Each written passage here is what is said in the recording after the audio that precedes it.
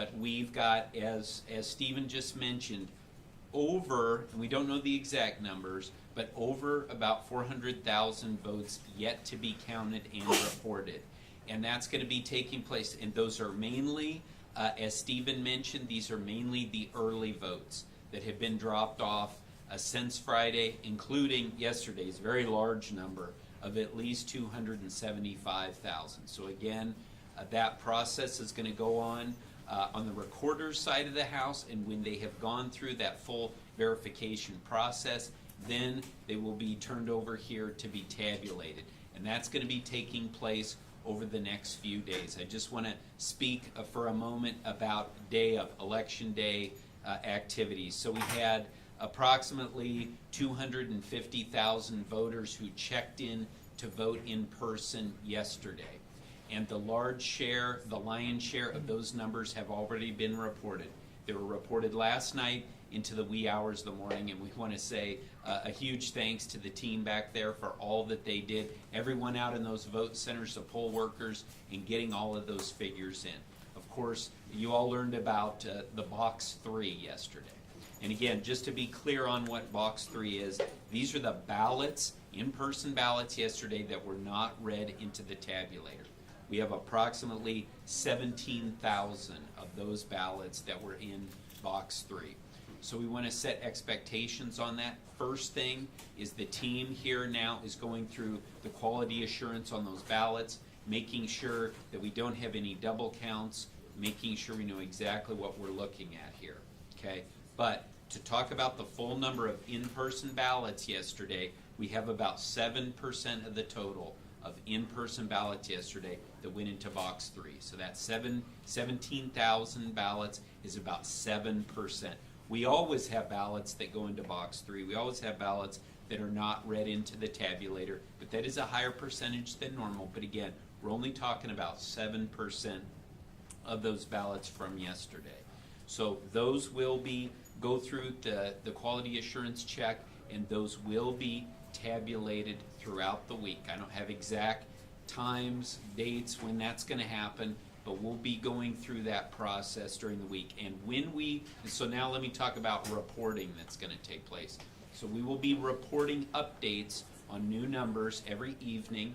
The plan is that we'll be doing it one time a day in the evening, and when we do that, we'll provide the updated totals, and we'll tell you the amount of votes that are being reported at that time, including the breakdown on whether those are early ballots or whether they are ballots out of that Box 3, whether they are additional day of ballots. So we want to make sure that people understand that.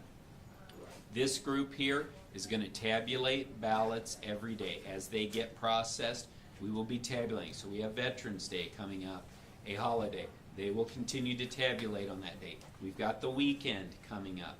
We will continue to tabulate. But as I have been saying, we have anticipated that we would have 95 to 99% of all the ballots counted and reported by Friday. We have no reason to change that estimate. If we do, we'll let you know. But again, that is still where we anticipate being as we move forward that. So, and one other thing I did want to note is the provisionals. So we had 7,000 provisionals yesterday. Those are in-person folks that were asked to vote a provisional vote. There are a variety of reasons why they would do that, including maybe they didn't have their ID or other reasons, or maybe it showed when they checked in, showed that they had already voted, maybe they had voted early, but we had 7,000. Those 7,000 provisionals are actually fewer than the number of provisionals we had in 2020. And in 2022, we actually had more people voting in person day of than we did in 2020. So again, those numbers are excellent, very low numbers in provisionals compared to historic numbers. So with that, we'll be happy to open it up for any questions that you might have for Stephen and I. Sarah? I'm not sure who to ask this to. I'm hoping to get a little bit more granular if we can. Can you give us a sense of like how many ballots were Braille, how many provisionals, and how many like overseas ballots?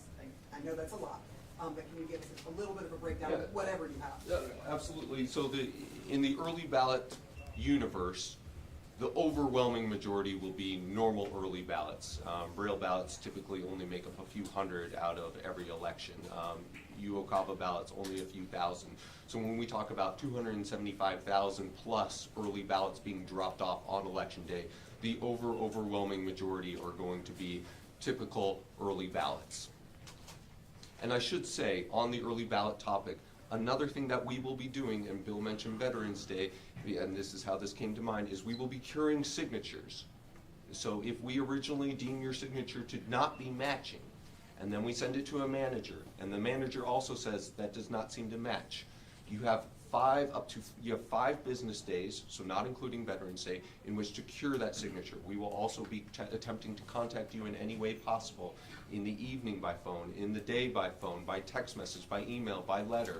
But if you are proactive, then you can go on to bballotready.vote, bballotready.vote, and you can make sure that your early ballot was tabulated. Now, if you were an in-person voter with the board, then of course you would just see it as you feed your ballot into the tabulation machine. Start Steven, over I here. have, Hang on a second. Let's start over here. We'll come across. Hi, Chris Mankley from CBS News. Just two things. One was a quick detail question. You said 50,000 some kind of votes were being tabulated today? So, 86,000 early ballots were processed by my team and were handed over to tabulation, and I believe those are in tabulation right now. Additionally, we are processing the 50,000 early ballots that were returned to us on Monday, and we will have those transferred over to the tabulation team by the end of today, such that then they can move forward with their tabulation process. And this could just and that's separate. That's part of the 400,000 you were talking about. Correct. So when Bill's talking about 400,000, the lion's share of those are going to be mine, with those early ballots, which is going to be the 86,000 approximately from Friday, Saturday, Sunday, already going on in there.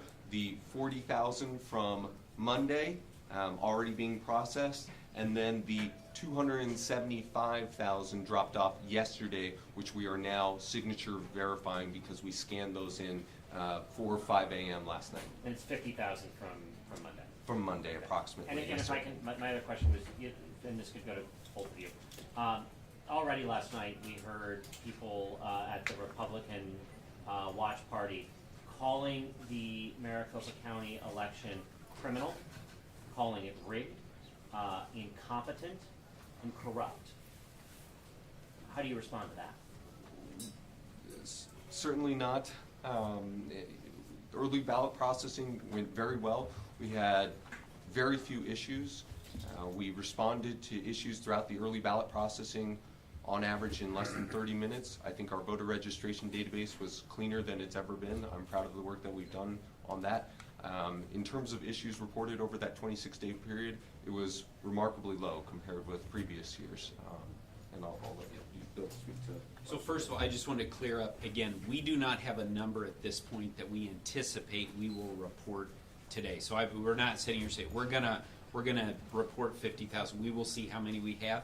We will tabulate and report as many as we have completed, obviously following all the necessary processes. And I'll speak directly to the issue of in-person again. I apologized yesterday. I will do it again today. What happened yesterday, we cannot have a repeat of. We are already looking very closely at what happened. Obviously, our team was able to come up with a fix yesterday for what happened, so that allowed those vote centers to get back online. But again, we are going to do a deep dive on this. This board will get to the bottom of exactly what happened, and we will do what needs to be done. The board has demonstrated that in the past when we have had issues, and we'll do that again. That relates, I think, to the word incompetence. Again, there is no perfect election. Yesterday was not a perfect election, but again, we will learn from it and do better. I would say again, this team, our techs and our poll workers, worked quickly to get these issues fixed. With regard to comments like criminal or rigged, there is absolutely no basis for that statement. We made a commitment at the beginning of this year to make this the most transparent election in the history of Maricopa County. I think both the recorder's office and the board have stood behind that. When they say criminal, I don't know what they're talking about. 2020, again, as I say often, one of the most scrutinized elections in the history of the world here in Maricopa County. I'd say this one is getting pretty scrutinized too. We welcome the scrutiny. If there are fraud issues, the county attorney's office was on the phone with lawyers for the Republican Party and the Democratic Party all day long. There was a lawsuit that was filed in Maricopa County Superior Court. I didn't follow the entire hearing, but I don't think the word criminal came out of the mouth of the lawyers for Blake Masters' campaign, for the Arizona Republican Party, the RNC, rigged. I do not believe that was what came out of their mouths. So again, if they have allegations, we will take a look at it. But otherwise, I absolutely reject those statements. They are without basis. And the elections workers, the poll workers who dealt with a very difficult situation do not deserve to hear those words, to have those sorts of words thrown at them. And this board is going to stand behind what happened yesterday, figure out what happened, get to the bottom of it, make those changes that need to be made. Please. Yeah, hello. My name is Romain Fonsohiv. I work for the international news agency AFP. Based on the first elements of what you have, can you maybe explain a little bit more about what happened yesterday? And also, we know that these issues caused lines to form in front of polling stations. So, do we have a final number of how many polling stations were actually affected by technical issues? And then, really quick question, and I have to apologize because I'm French, so I know You're doing great. American specialist about the elections. But you said there were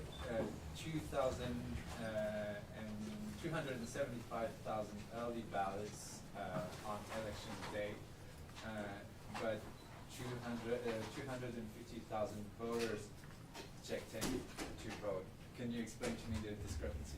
Yeah, let me address I can address that and then talk about what happened on the day. So again, it is an interesting system that we have, and that's why Recorder Richard talked about, is this something that the policymakers want to look at. So we have two types of voters yesterday. We had voters who showed up in person to take a ballot, vote it, and feed it into a tabulator. And for those who were not able to run that through the tabulator, they put that in this, what we call box 3, that we discussed earlier. So that was around a little bit over 250,000 people. In addition, we also had people who received a early ballot. That was what Recorder Richard was talking about.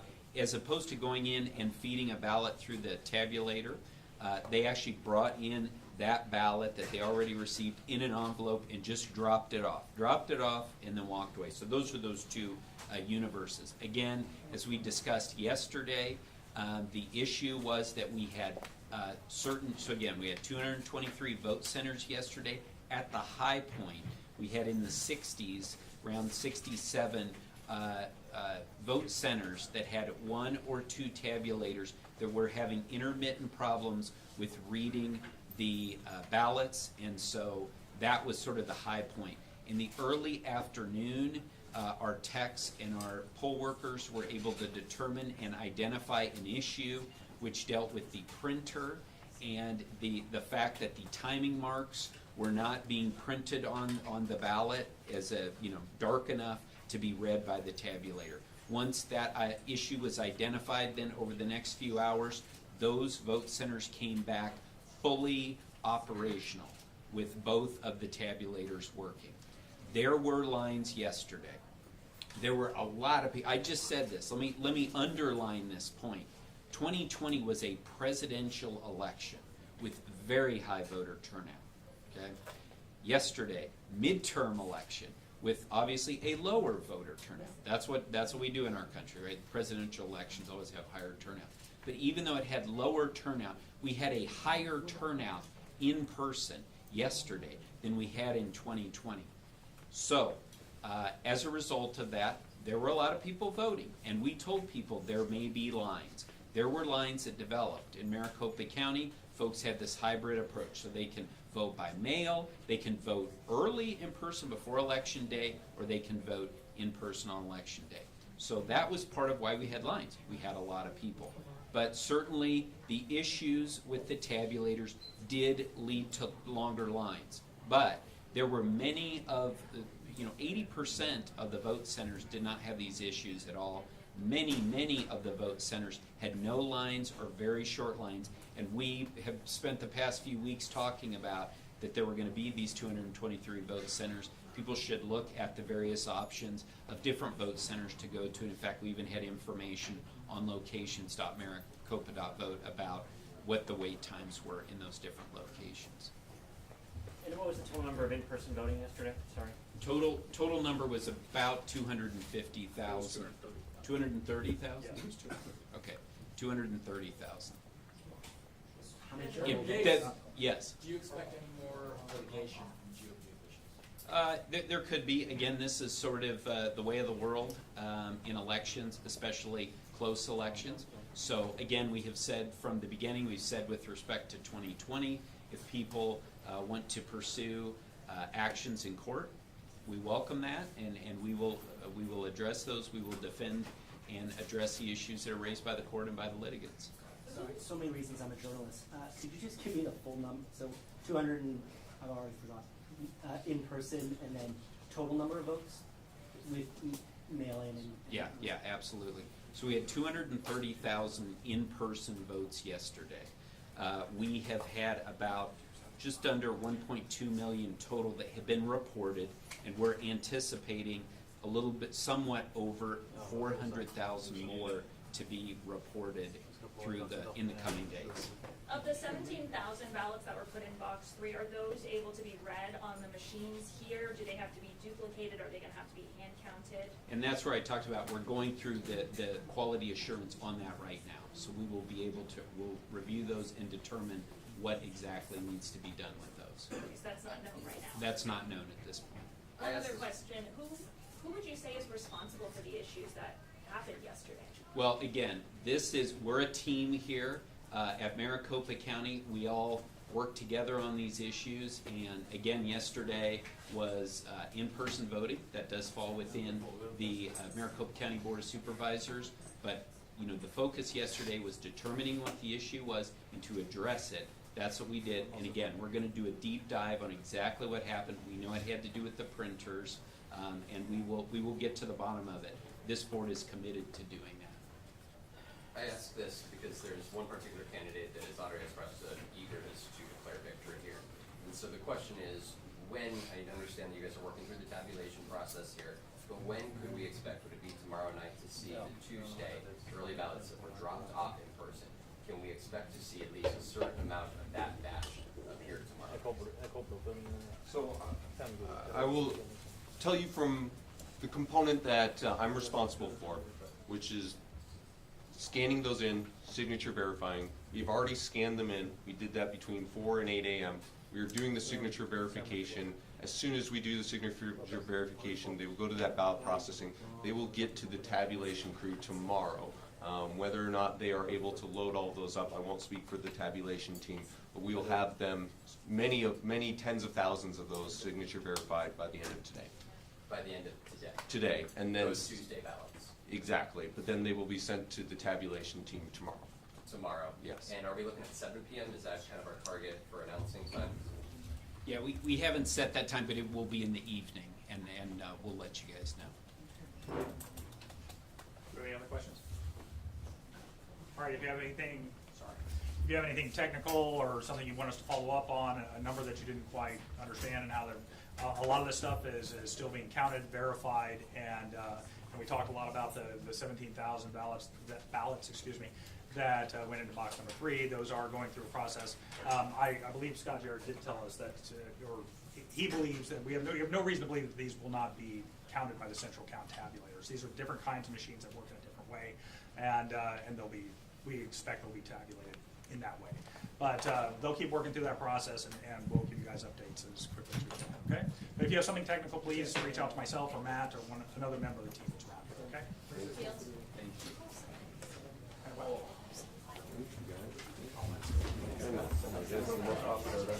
Excuse me, sir?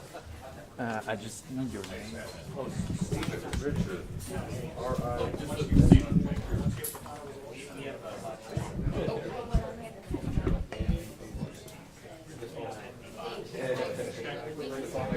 right.